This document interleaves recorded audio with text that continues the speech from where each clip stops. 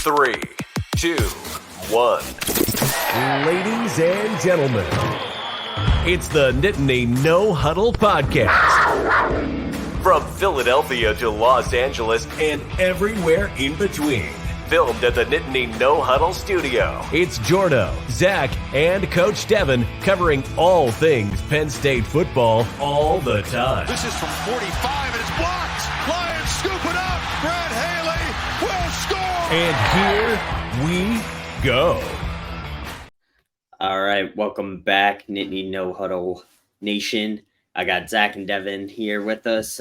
Today we're going to be going through and covering our predictions and preview for the big night game we got going on this week.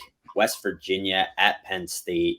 We got the stripe out, which hold your comments on that. It's essentially white out with a blue line in the middle. So I'll kick it over to Devin. Do you want to start us off with West Virginia offense? Yeah, so background first. Yeah, a little bit of background information. So obviously, older fans, West Virginia Penn State's a big rivalry, and Franklin has made it a point this week to say that it is not a rivalry because they haven't played each other since October of 1992. So only two?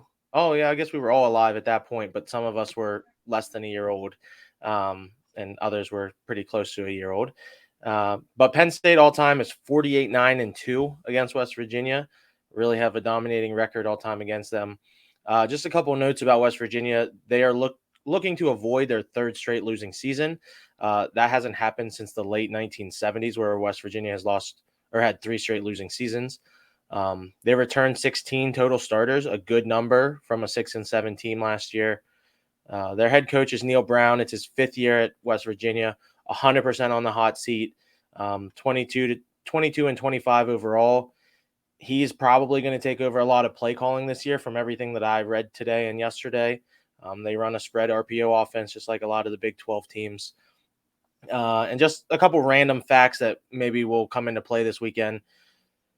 West Virginia is 18-4 under Brown whenever they as a team rush for over 100 yards. That's a big number, 18-4.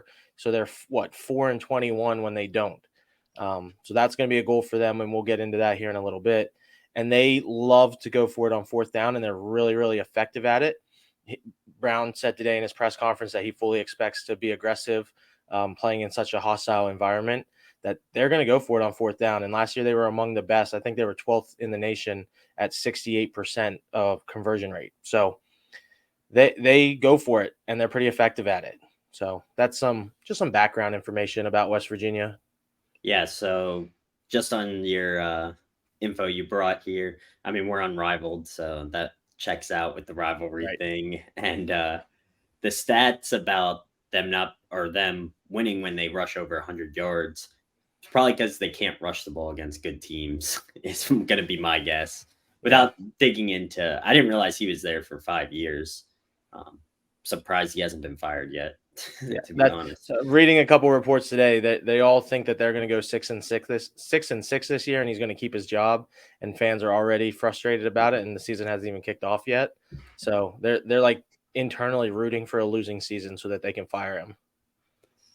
Yeah, I know, Zach. I think you posted something about somebody was predicting them to only win 1 game.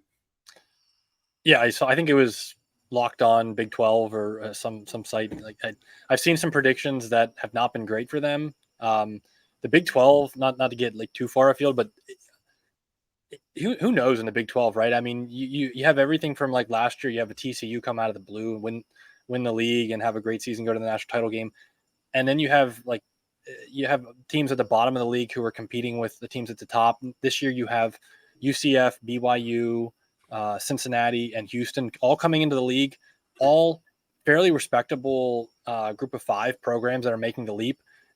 None of whom would surprise me if they had a decent year in the Big 12, just because I don't think the Big 12 has a lot of teams at the top, but also it is a big jump coming into going from the American or independent in BYU's case to the Power 5. So I don't know. It's really easy to just look at West Virginia and say they stink. They're not going to be good. Let's write them off. But hey, the Big 12, you never know, is basically all I'm saying. But it's certainly from a 30,000-foot view, it's certainly a game that Penn State has to win, and frankly has to win convincingly, or else all of the hoopla and all of the preseason hype, it's gonna just kind of fizzle out because if you we'll don't have to delete our last video.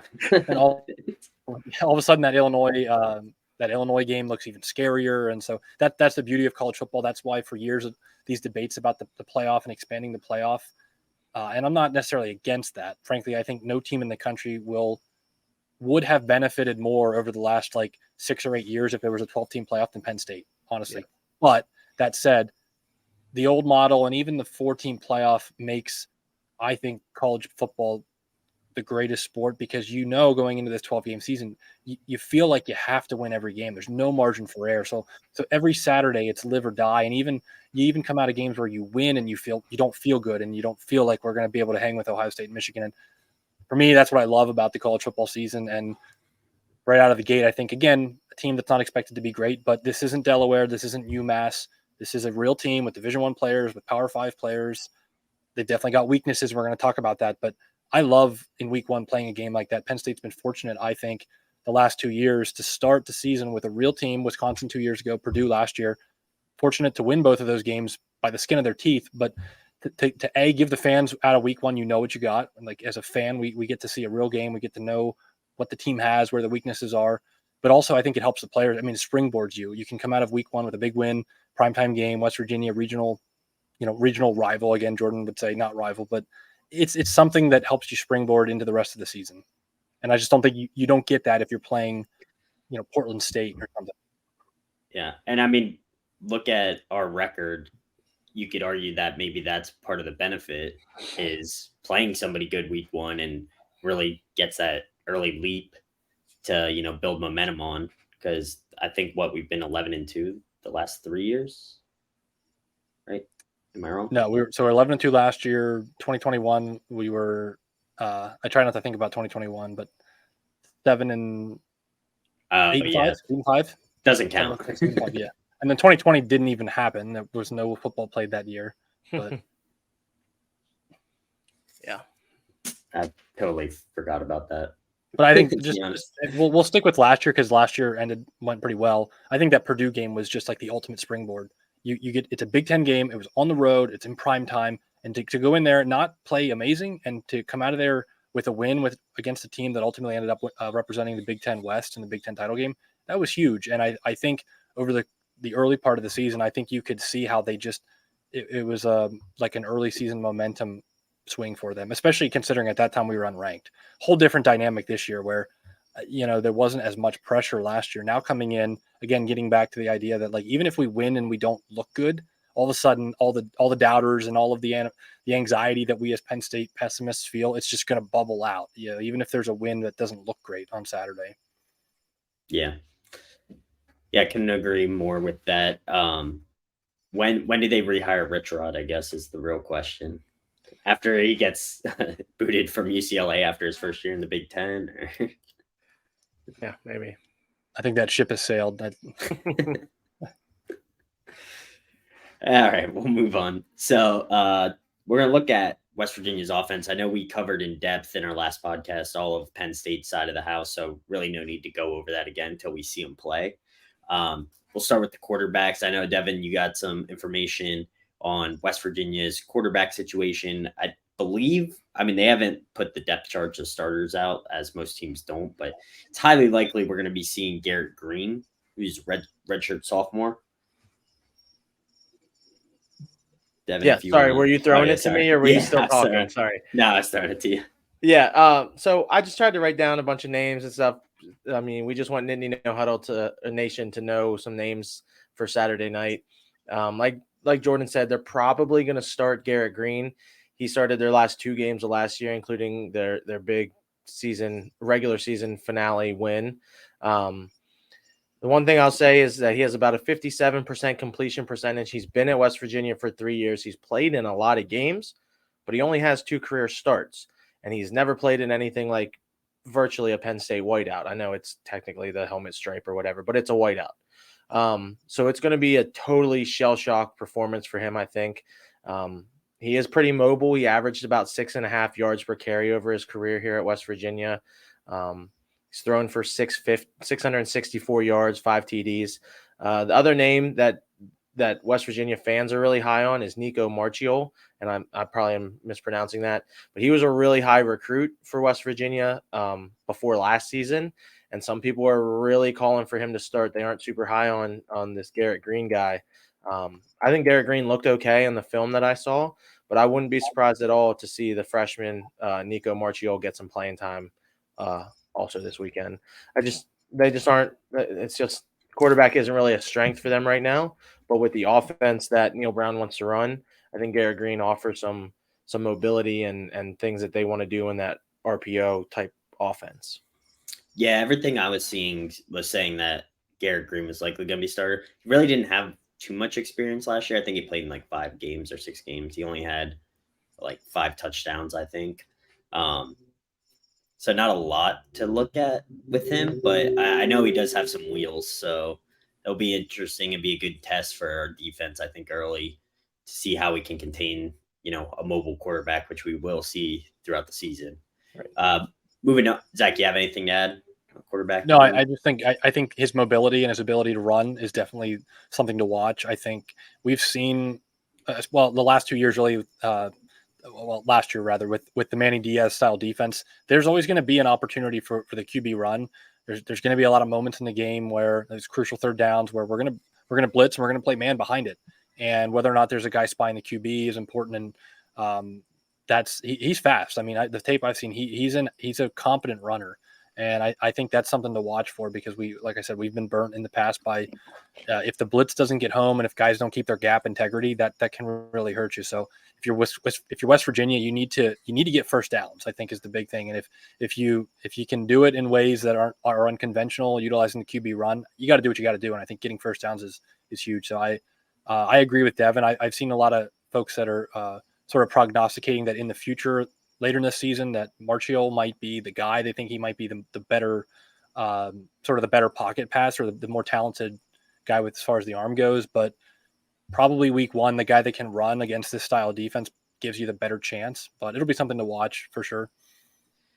Yeah, maybe you don't want to air it out if you're not 100% confident in your quarterback. That's what I would say to that. Moving on, we'll talk about the running backs next. I know they have a pair of running backs, correct, Devin? Right? They have a trio that's pretty solid. One that got injured last year, and then they had 2 guys that kind of stepped up in his place. They lost their leading rusher from last year, but the name that keeps going around that people are really excited for is C.J. Donaldson. He'll be a redshirt sophomore. He had 526 rush yards last year, and that's despite missing a lot of time with injuries.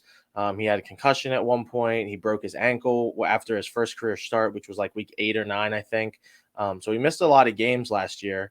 But the crazy thing about CJ Donaldson is that he came to West Virginia as a tight end. And then in fall camp last year, they converted him to running back because who knows why. They just felt like he was better there.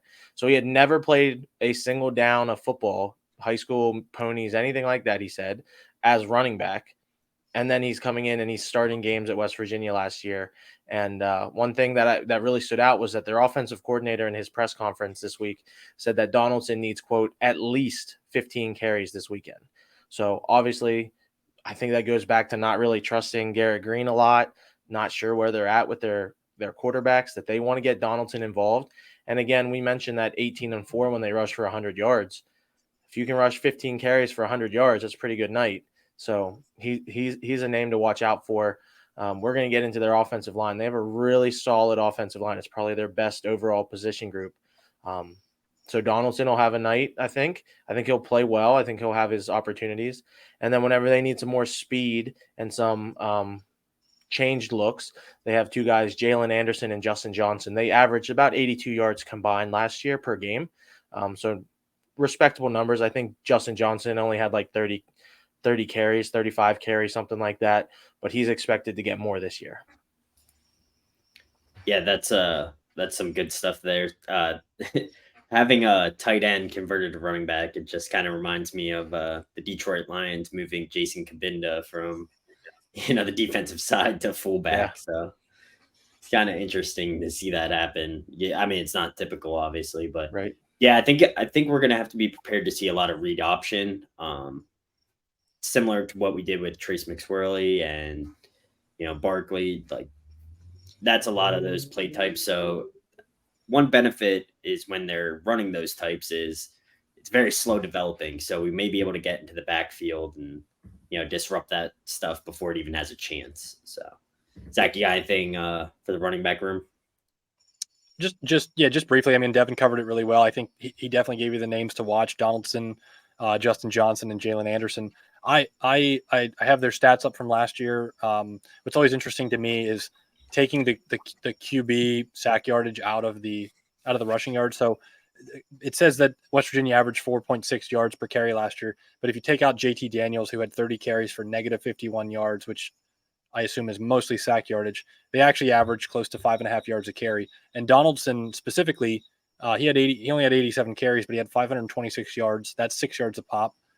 Justin Johnson had 98 for 430. That's 4.5 a carry. And then Jalen Anderson was only 35 carries, 275 yards. That's 7.9 per carry. So the running game, I think, was pretty competent last year. I think you bring back a number of talented backs. And Donaldson, as Devin mentioned, being a former tight end, he's huge. I've seen him listed at like 240 pounds, so he's going to be a bruiser. So I think, and we'll get into this a little bit more once we talk about the offensive line, but I think clearly the game plan for West Virginia is if you want to win this game, you have to run the ball because that's your strength. We've already talked about the quarterback position being a bit of, sort of up in the air. We're going to talk about receivers in a minute, and I don't think the passing offense is the way the West Virginia is going to come in and win this game. So you've got to come in early, establish the running game. Yeah, definitely. I think that's some good stats there, bringing up the sack yardage, taking that out of account. But we'll move on. The offensive line, like Devin said, probably one of our best. Well, not our best, their best overall group. They've returned three starters. Devin, you want to run through those? I know they have a really good center. I know that he's probably going to be the name you highlight here.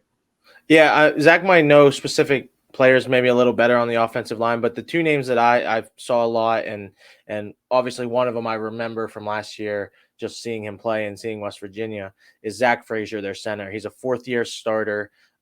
His freshman year, he started at guard, and then they moved him to center, and he's been a starter at center since. He is getting tons of award nominations.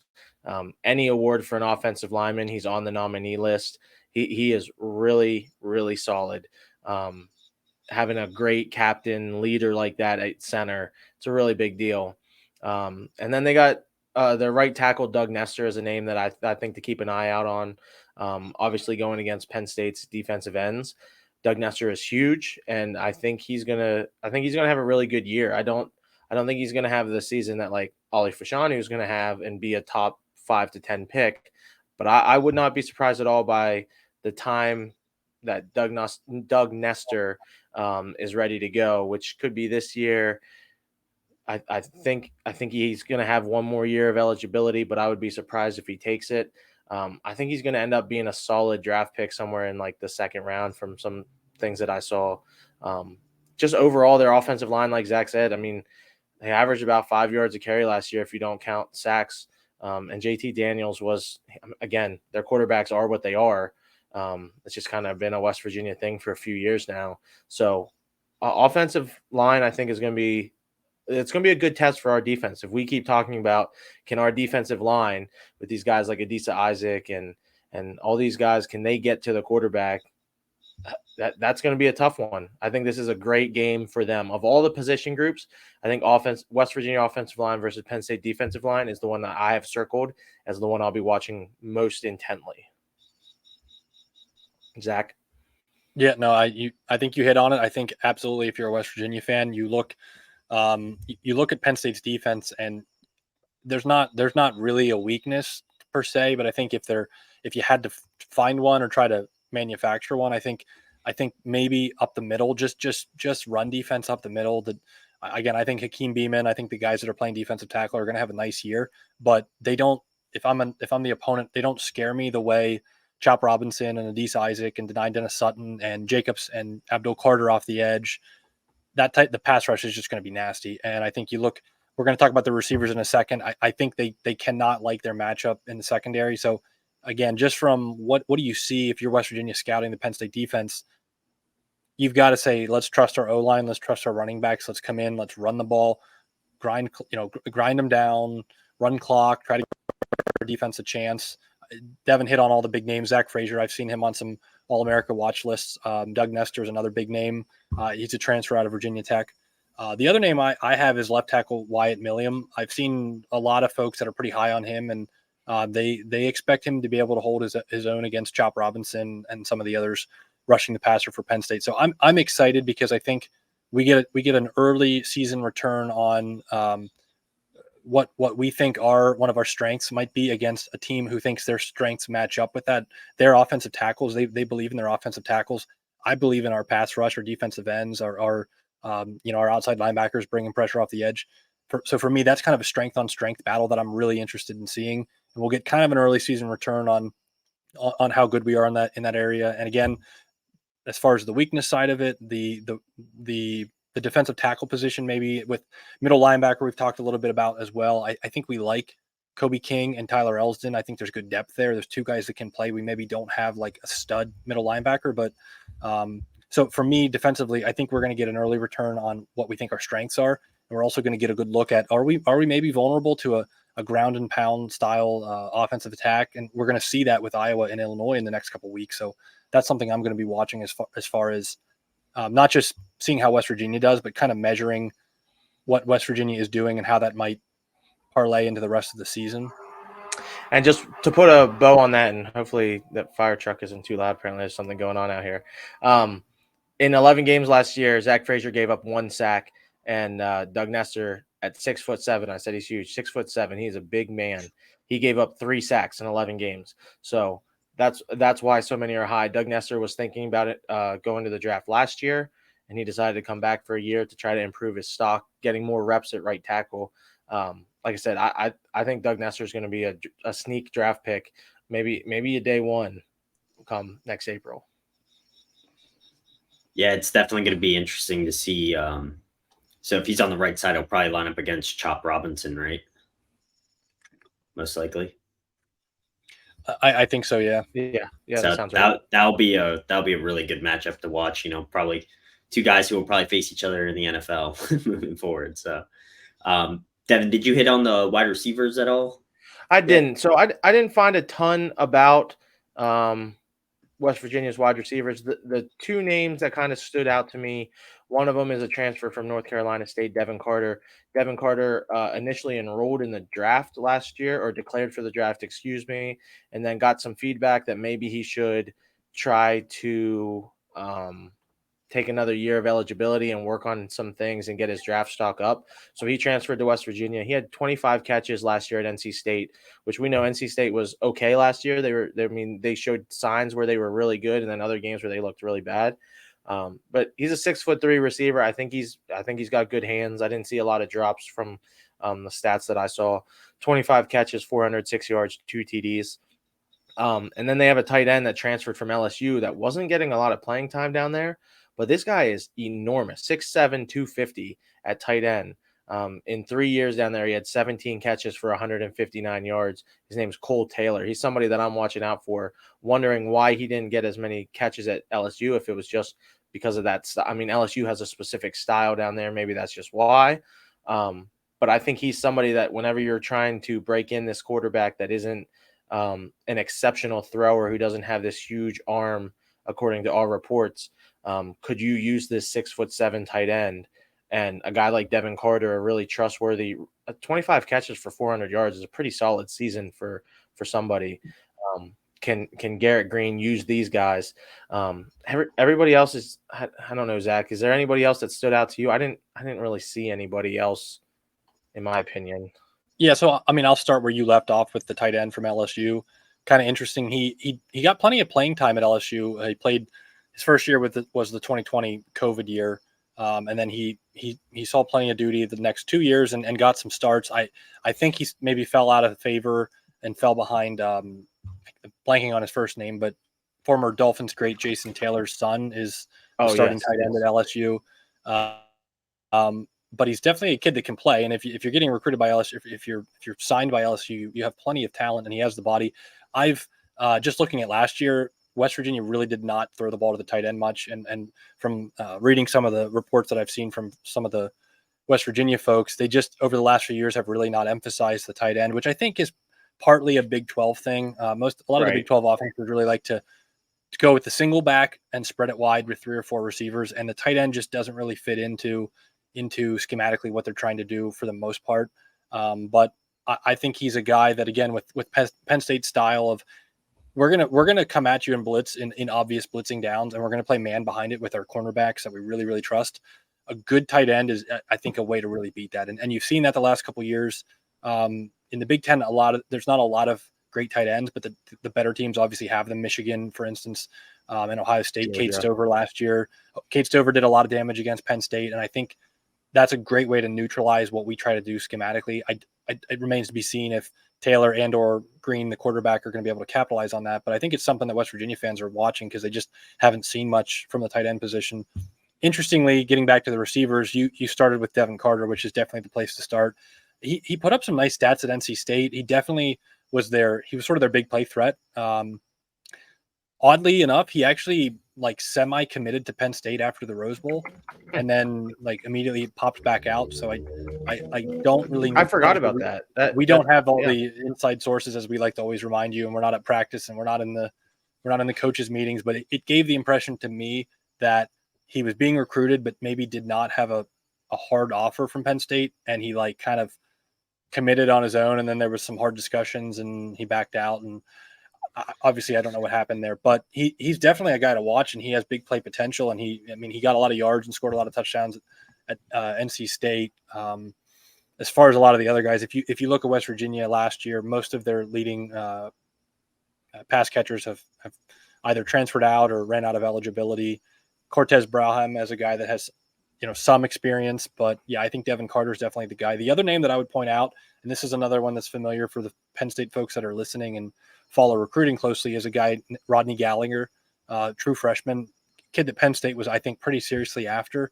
Obviously went to West Virginia, and the depth chart that I'm looking at has him listed as second string, but I've heard that he's definitely going to play. I think Neil Brown, I don't know if he used the green light term that Franklin uses, but he pretty much said the kid's going to see the field. So that's a name, Rodney Gallagher, I think, to watch for, because he's obviously young, but he has talent, and he was somebody who was on Penn State's radar.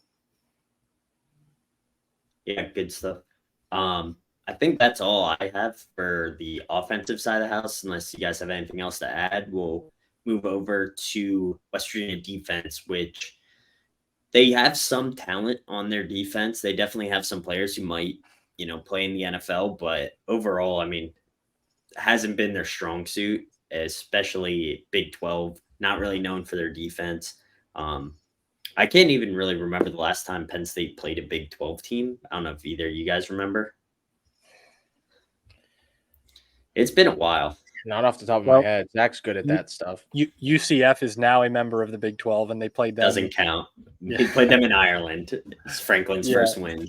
But even that was basically a decade ago at this point. I don't think they've played any of the old school Big 12 teams in quite a while. Yeah. Just something I thought of when we were talking about Big 12. But yeah, the defensive side of the house for them. I know they returned their top 3 tacklers. I'm going to butcher this name. Kaba. Kaba. The P and the G are silent, according to him. Okay. So Pugba, got it. Kapaga. Yeah. Burks and Floyd, their top 3 tacklers from last year. Devin, I know you went through and pulled up some stats for them. So if you want to take an overview of the defense first, and then I have some other information on their DBs specifically I was looking more into. Yeah, just some overview. Their D coordinator came in with Neil Brown. His name's Jordan Lesky, so it's his 5th year. If you watch film from last year, there are moments where it looks like West Virginia only has 10 guys on the field. There are guys left completely wide open, and it is mind-boggling how bad their defense was. I know we joke that the COVID year didn't happen and say what you will about it, but that year, so 3 years ago now, they were top 20 in scoring defense in the entire nation. Again, take with it what you will because it was the COVID year. In a 2-year span, they've now fallen to 115th in Division One. They were 115th last year. Yikes. Not good. So Lesky came out and said that one of the things that they were really working on in camp in the spring and into this fall here was that they really wanted to kind of simplify some of the defensive schemes. He thought maybe they were trying to be too exotic, trying to hide coverages in the 3-3-5, all this kind of stuff. Will it work? Who knows? But hopefully they at least have 11 guys on the field.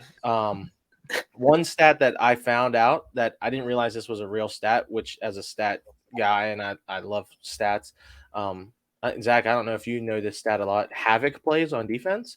I've never seen this stat before, but I'm like in love with it right now. Last year as a defense, West Virginia created 105 havoc plays, meaning tackles for loss, a sack, a forced fumble, or an interception. So on a play, any of those happen, it's a havoc play. That's about 12% of their snaps. They created one of those last year. The number that I saw was that a mediocre college team, like a mid-level team, is about 15% of the time they create a havoc play. West Virginia was only at 12. They were terrible, absolutely atrocious last year.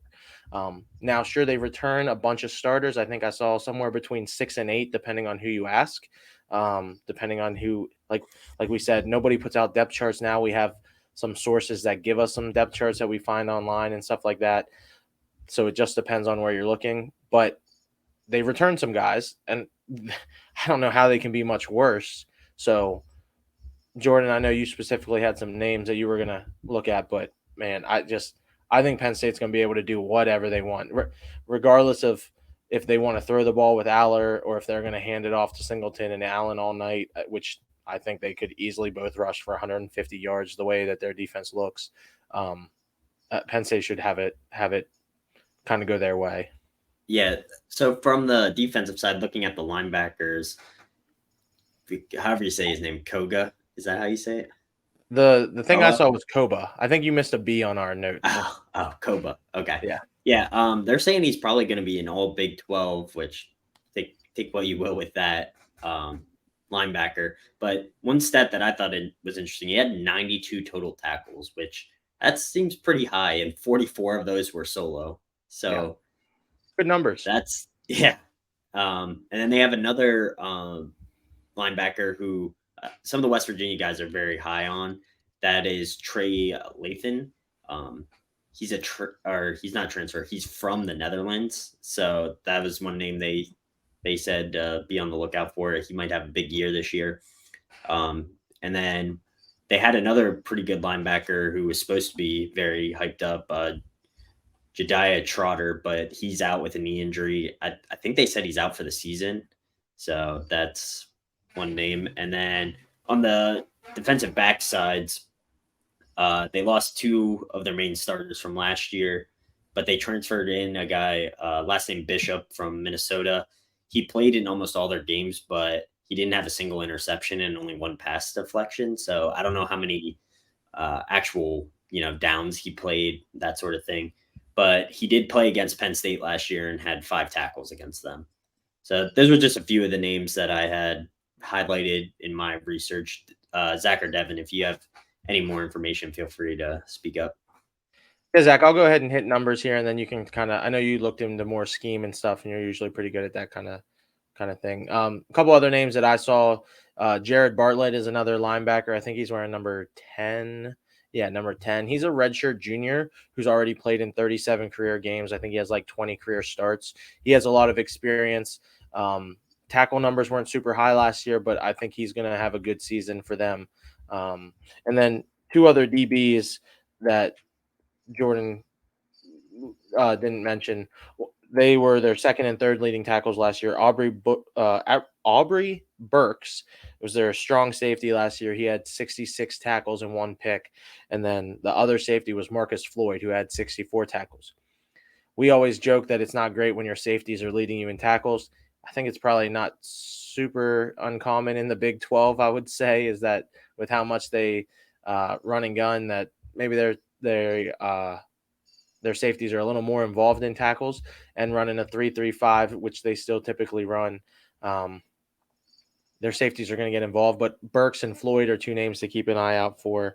And then the only defensive lineman that stood out to me, and Zach, maybe someone stood out to you.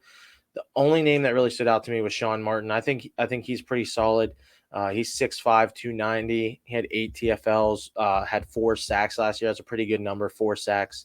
The other guys just didn't really impress me. I don't think their defensive line is going to be good. I think we are going to dominate on the offensive line. And that's why I said I think Singleton and Allen, it wouldn't surprise me if they combine for 300 yards. Yeah, that's a big number, but it wouldn't shock me either. I think I pretty much concur with everything you said. I think Sean Martin is their best player on the defensive. I think Sean Martin's the best player on the defense, period.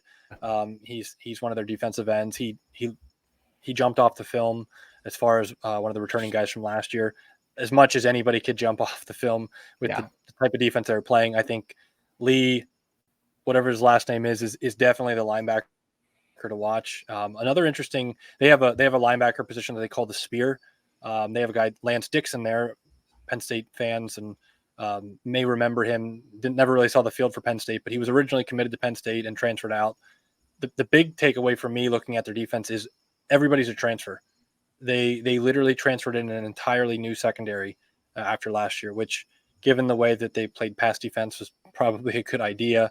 Aubrey Burks, we talked about him as a free safety. That's maybe their best player in the secondary, but I think just from listening to some of the West Virginia sources that they're very concerned that it was bad last year and it's not necessarily going to get better this year.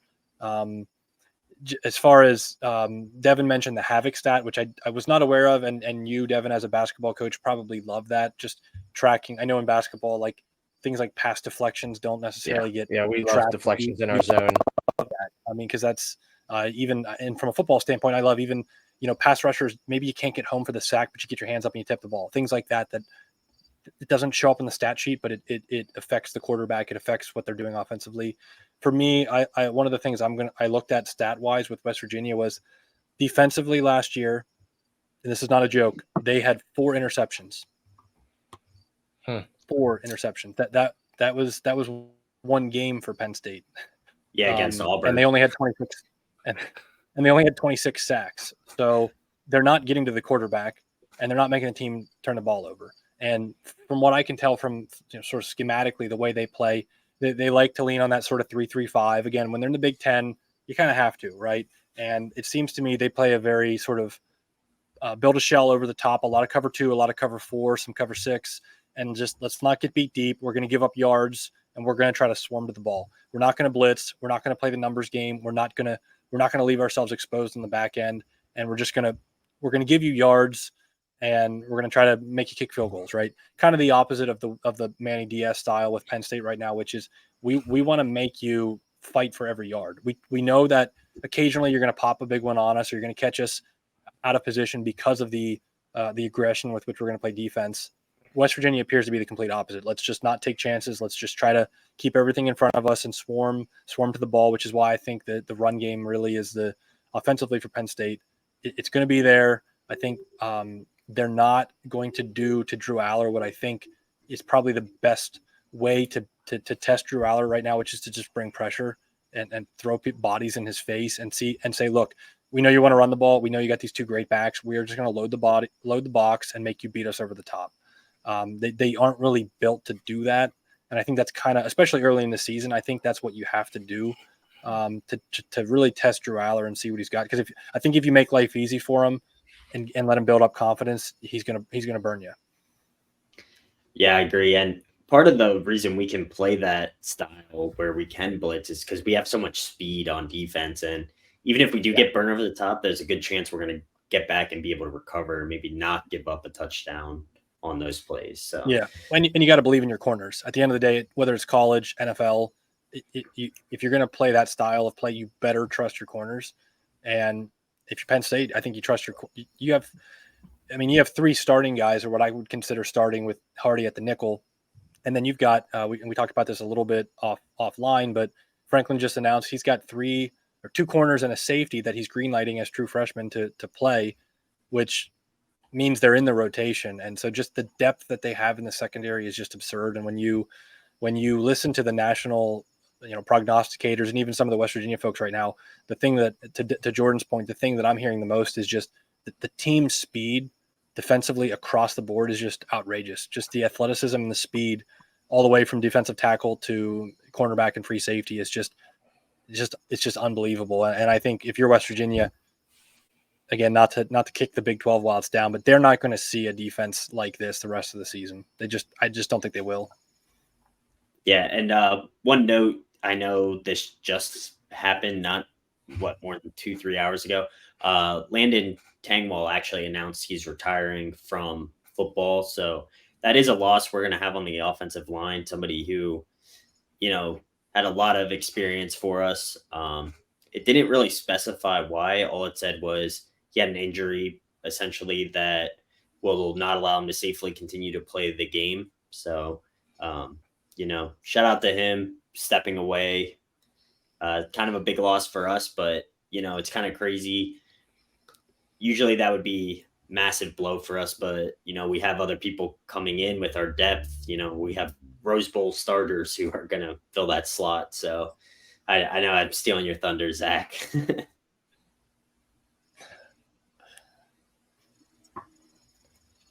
Did he freeze? Oh. No, I mean, it did freeze, but no, I mean, it is kind of unbelievable to think about. And I was actually just talking with a West Virginia fan at work today and was explaining to him, like, we have a guy, well, two actually, counting JB Nelson. He's going to start now, I think, at that left guard spot. But Drew Shelton and JB Nelson, we had guys that were starting on the offensive line in the Rose Bowl, in a Rose Bowl that we won.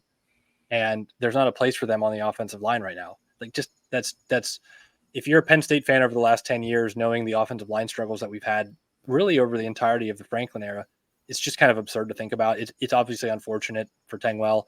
That's a guy, in our preview show, I was talking about him as one of my guys to watch. And I thought his absence at the Michigan game was really noticeable. Huge body, really highly rated recruit coming out of high school. It's not to say we're not going to miss him, but it's nice to know that there's people you can plug in and they're not untested.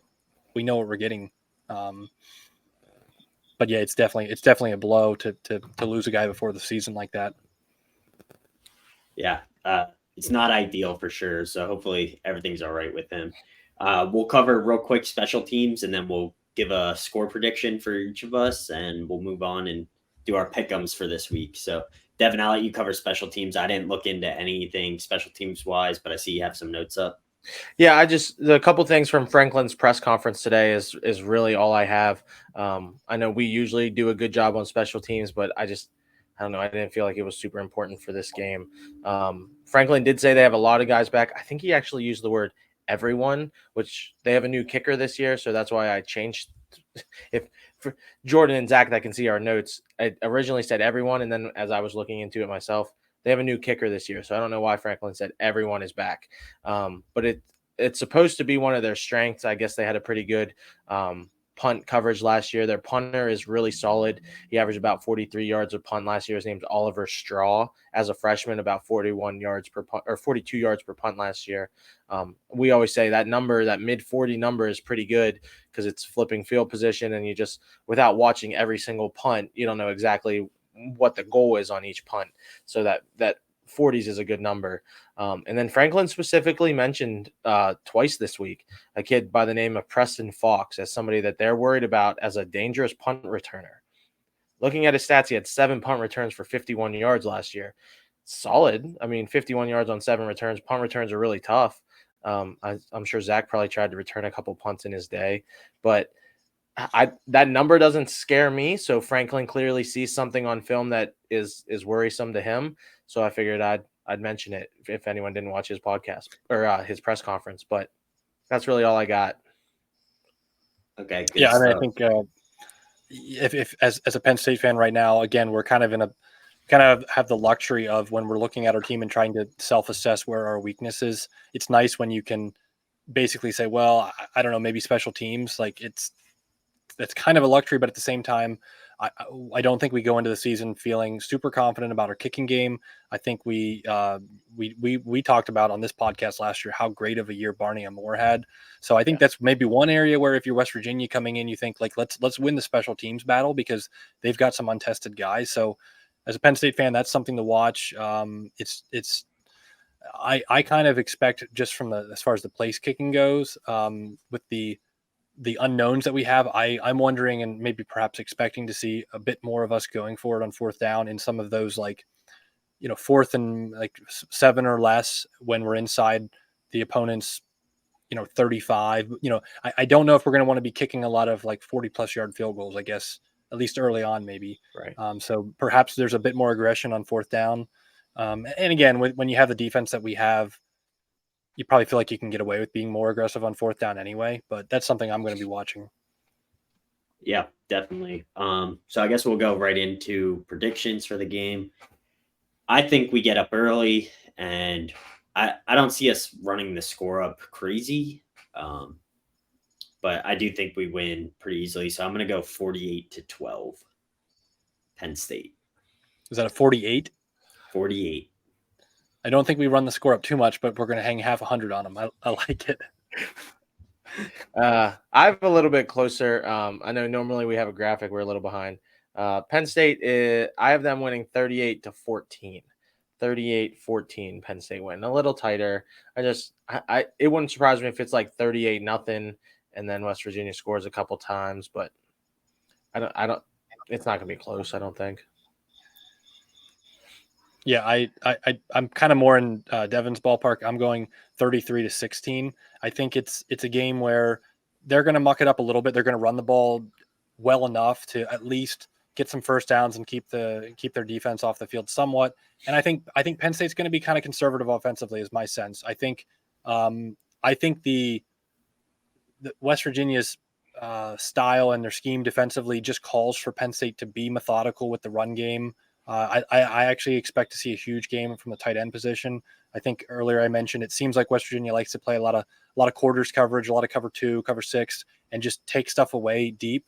And so I think there's going to be a lot of opportunity for Theo Johnson and Tyler Warren and maybe Khalil Dinkins for some underneath stuff. So I just think it's a game where Penn State kind of just sort of puts the boa constrictor on them and just kind of wraps them up and squeezes them to death. And it's not going to look like a blowout, but it's going to be fairly comfortable. So what I say, 33-13? I think you said 16. 16, 33-16. I think we don't cover because I think I've been seeing 20-21 is the spread. Yeah, I think I saw 20.5. So yeah, I saw 20.5. Yeah, I think it'll be interesting for sure. And with the tight ends, I know they were very susceptible to tight ends last year.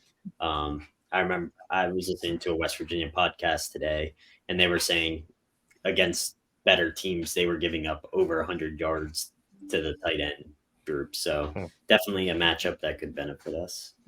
Yeah, I don't think they have whether it's linebacker or safety guys like Curtis Jacobs or like a Tig Brown last year where you can match these guys up with tight ends and they have the speed and the size to keep up.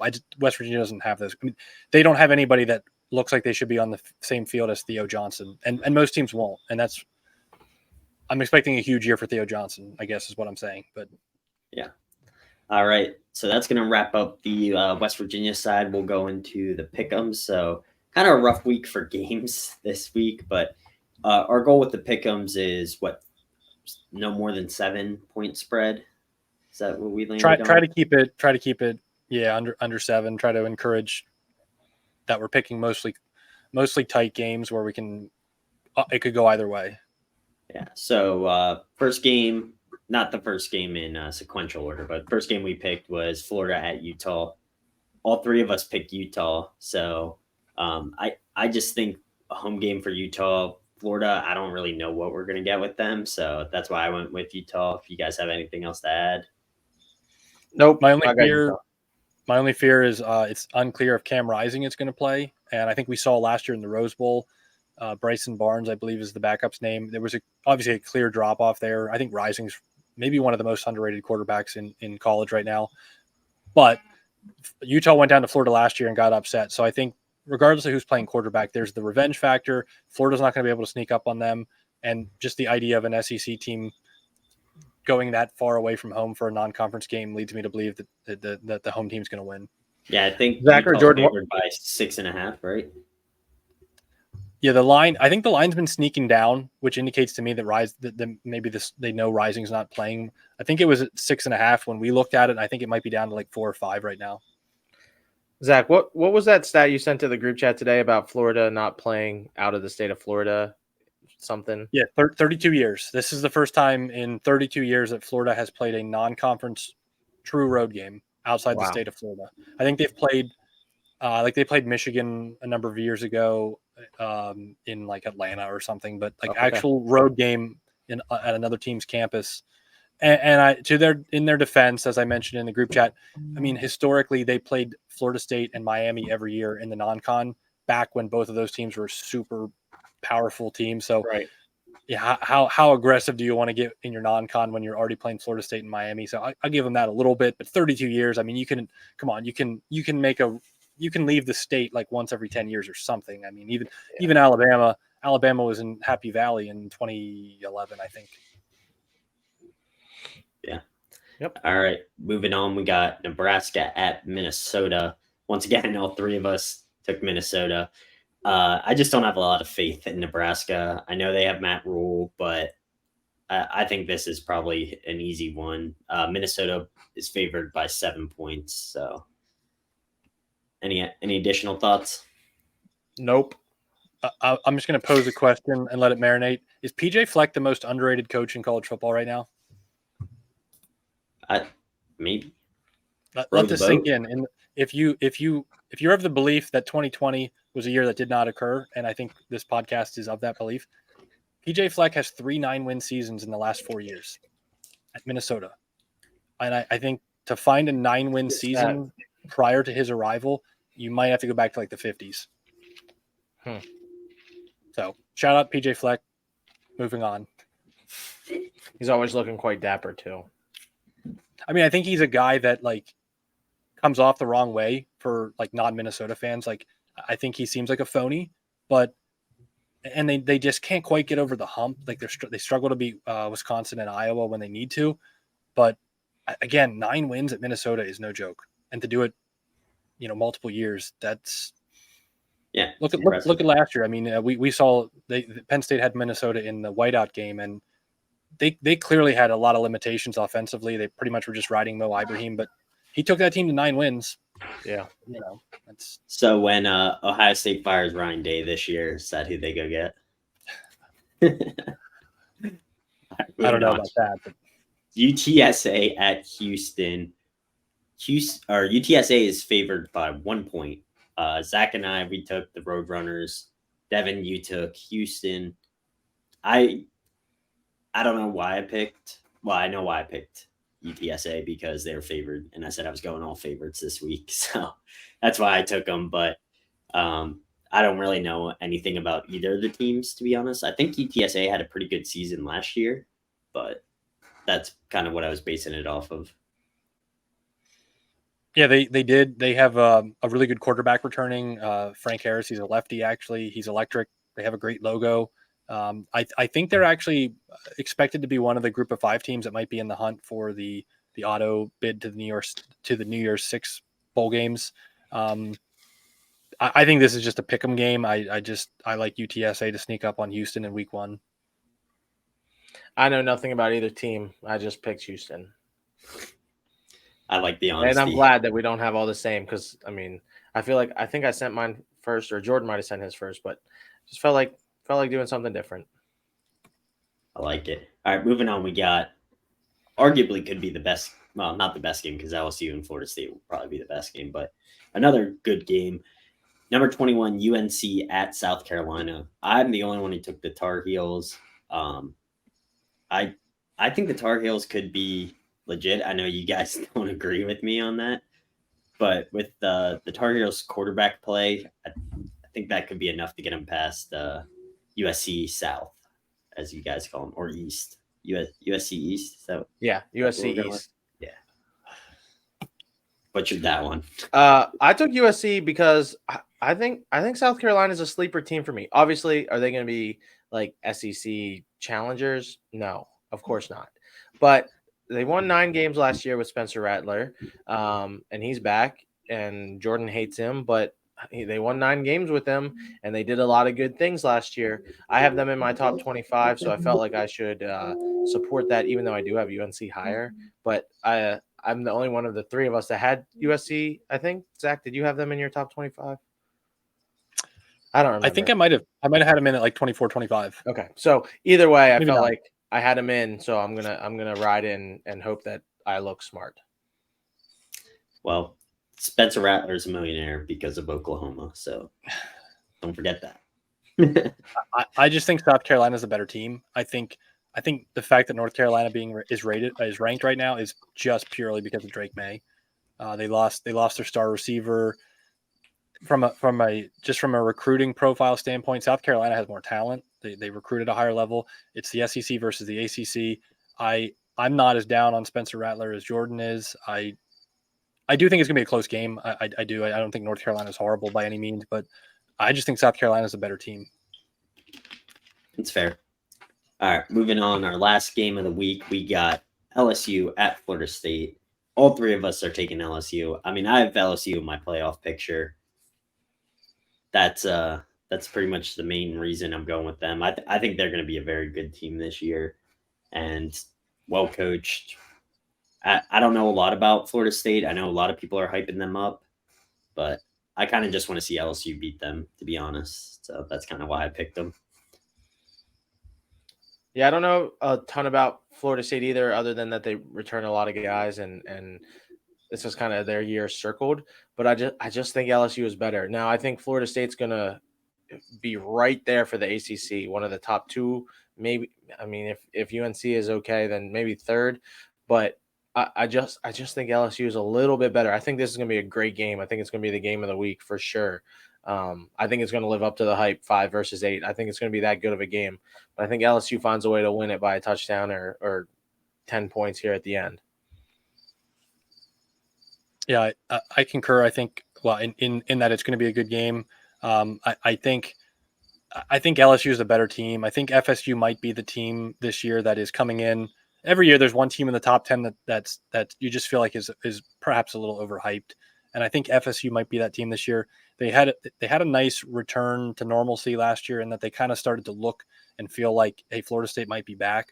But it was somewhat fool's gold in that if you look at that 6-game winning streak they had at the end of the year, it was against the Boston colleges of the world and really the bad teams in the ACC. They had a 3-game stretch in the middle of the season where they lost 3 straight games, Wake Forest, Clemson, and I'm blanking on the 3rd team, but basically all of the top dogs in the ACC they lost to, and then they beat everybody they should have beat.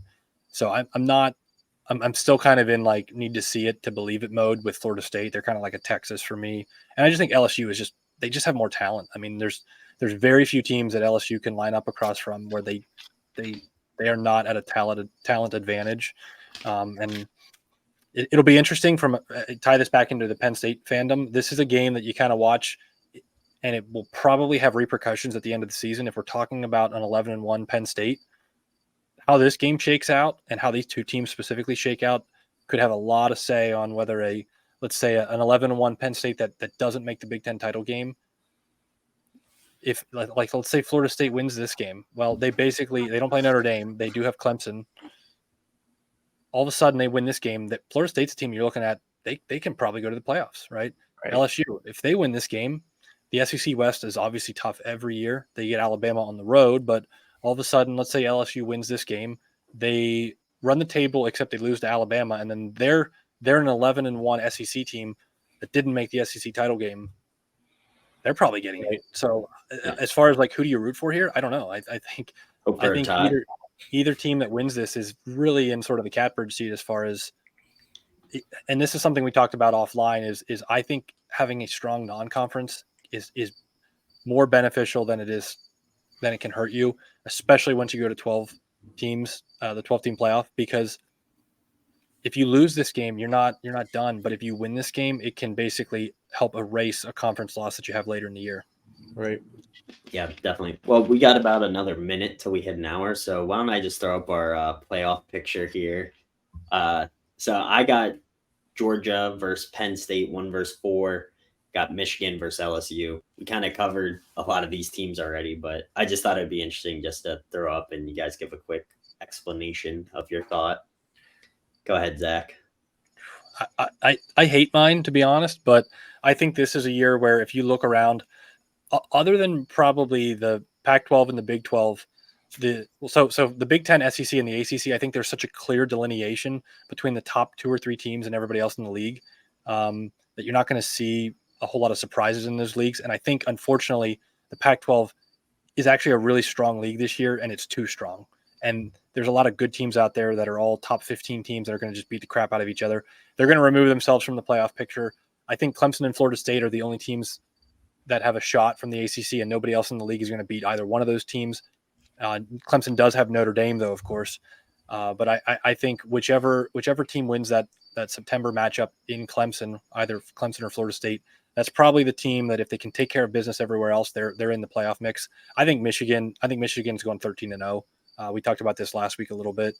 I think Georgia probably runs the table, and Alabama, by virtue of having LSU at home this year, I think Alabama wins the West, and I have them. I think they're going to get better as the season goes on. Once the quarterback situation gets figured out, they have an elite offensive line and a really good defense. So I have Alabama beating Georgia in the SEC title game, and the last playoff spot coming down, or 3 and 4 and 5, basically being a 1-loss Clemson or an undefeated Clemson, a 1-loss Georgia non-SEC champ, and then Penn State finishing 11-1 on the outside looking in. Because there's no way they're taking 1-loss Penn State over 1-loss Georgia. Yeah, I wouldn't think so. All right, Devin, I'll throw yours back up there real quick. Hit it. Yeah, so mine is, and this isn't Jordan's fault. He made the graphic and then I changed it. Mine is slightly off because it looks a little weird. So I have Georgia finishing first. I have Michigan finishing second, undefeated. I have Notre Dame finishing third. So my 2 versus 3 is Michigan versus Notre Dame. I'm going out on a limb and saying that Notre Dame runs the table this year. They go undefeated. And then at 4, I have USC, whose only loss is to Notre Dame. They run the rest of the table. They win the Pac-12 and they get in. I think the committee wants to get a Pac-12 team in the last year that it's not the Pac-4. So I'm going to go that way. I think Ohio State loses twice, and I still wouldn't be surprised if they lose to Penn State and end up losing 3 times. So Jordan's all about Ryan Day being on the hot seat. So maybe if they have 3 losses, who knows? So just to clarify, I have Georgia versus USC, and I have Michigan versus Notre Dame, and then I have Georgia beating Michigan in the national championship. The 3-peat's on. Yeah. Yeah, I didn't pick my national champion, but going back to mine real quick, I think we could see Michigan, win it all this year. I really do. And I wouldn't be surprised if, we do make it there if we give Georgia all they can handle, but I think Georgia will probably win that game and it will be Michigan, Georgia, but with Michigan on top. So I'll just jump in there. I've got Michigan and Alabama moving on, and I have Michigan winning it all. And I believe it's sort of like the storybook ending. Michigan wins the national title, and in the offseason, Jim Harbaugh goes back to the NFL because he knows he's facing a lengthy suspension next year from the NCAA over this debacle. And Michigan loses a lot next year. Now, granted, they've been really good in the portal, but they lose a lot next year. So I'm calling the storybook. They win the title. He rides off into the sunset. The team is not as good next year, and the new coach has to deal with the fallout from the NCAA violations. And he takes over the Seattle Seahawks. There you go. Yeah. Full circle. And they take Blake Corum's Heisman. All right. Super Dogs, Jordan. That's a Super good Dogs. Are we doing one? Yeah, you were supposed to go first. Well, I didn't pick one, so go ahead. Go without me. And all right, he loses his first pick. We'll go to Devin. All right, so I wrote down 4 just in case because we randomized our order here. I think the one I'm going to settle on here, Wyoming at home against Texas Tech Saturday night on CBS, which is going to be weird to watch. Obviously we'll be watching the Penn State game, but on sometimes during commercials you got to flip back and forth. But Wyoming is getting plus 14 at home against Texas Tech, who I think Texas Tech is a sneaky good team. So that line sounds about right to me. But week 1 Superdogs is all about covering the spread, not necessarily an outright win. So out of the 4 that I wrote down, and I'll talk about the other 3 if you guys don't pick them, that's the one I'm going to go with. Wyoming covering against Texas Tech. Yeah, that's a good one. I looked at that one as well. It is very interesting that Texas Tech is giving Wyoming a home game. And Wyoming, being at the altitude, that's a tough place to play. I'm going to go sort of a similar look. California is on the road at North Texas. Another sort of weird. Why are you playing a home and home? Not that if you're Cal, I guess you'd just be happy to play anybody, and they're about to be without a conference, but they've just been kind of lifeless under Justin Wilcox over the last few years. He was a guy who was defensive coordinator at Wisconsin, and North Texas has been a pretty strong group of 5 team over the last few years. I don't really know a lot about them this year, but they're at home and the line is -7. So it's right on the threshold. So I think they cover and maybe outright win. Interesting. The mean green. The mean green. All right. So mine has a little bit bigger spread. I'm going with Miami, Ohio to cover against the U.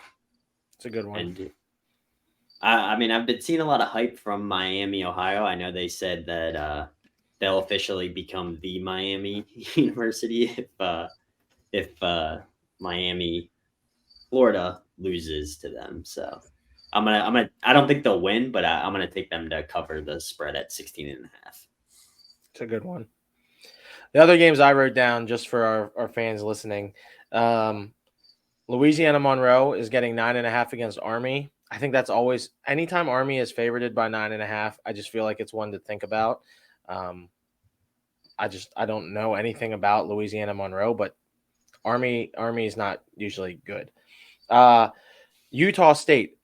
We all think Iowa's going to be pretty good this year, but Utah State's getting 23.5. I don't know if Iowa can score that many points. So this game might end up like 21-0, and that gives Utah State a chance to cover. So that was one I was keeping an eye on just because we're still not sure about Iowa's offense. I think they're going to be better, but it's going to be a tough one. And then I'm a little surprised Jordan didn't pick this one. You got Coach Prime getting 20.5 against TCU. I almost took that. I really thought you were going to pick that one. 20.5 is a lot of points. Is that what it still is on there? Yeah, 20.5. Yeah, 20.5. I think TCU, we said it last week in our preview podcast, is that TCU is ranked simply because they made it to the championship last year. I don't think they're really a top 25 team right now. Colorado is probably not going to be any good, but hey, it's their first game under Coach Prime. They're probably going to try to ball out. So 20.5 seems like a lot. It's just a lot of points. Yeah. I like the Iowa one as well. And I even saw that Cade McNamara is banged up and maybe not a guarantee to play. But to your point, if you're Iowa's opponent, if your offense doesn't give Iowa's defense any points, don't throw any pick six. It's going to be hard for Iowa to get to 30 points. So as long as you score a touchdown and punt the ball, and don't turn it over, that seems like a line that you can get. And Utah State, they haven't been great lately, but they're usually like a solid Mountain West program. They're usually somewhat competent. But this week's tough. There's so many cupcakes in week 1 that half the games don't even have a line. And a lot of them that do are like Alabama minus 39.5 versus Middle Tennessee. And those are always scary because it's like they might be up 50, but the starters aren't going to play in the second half. And, the bad team kind of backdoors into some late touchdowns, and we'll see. Yeah. All right. I think that's going to do it for us here. You guys have anything else before we sign off? Thanks if anybody's still watching at the hour and 8-minute mark. Yeah, our goal was 45 minutes maximum this year. We got to do better. All right. We'll try better next week. 7:30 NBC. It's weird. Be there. Did they say that this is Penn State's first ever home game on NBC? I think I saw. So that's kind of cool. I mean, it is what it is, but it's kind of cool. Yeah. All right. That's all I got. Thanks, Nittany No Huddle Nation. Thanks for watching the Nittany No Huddle podcast. Check us out on Instagram, YouTube, and Facebook. Podcasts are posted weekly on YouTube, Spotify, and Apple Podcasts. Make sure to like and subscribe so you never miss one of our new shows.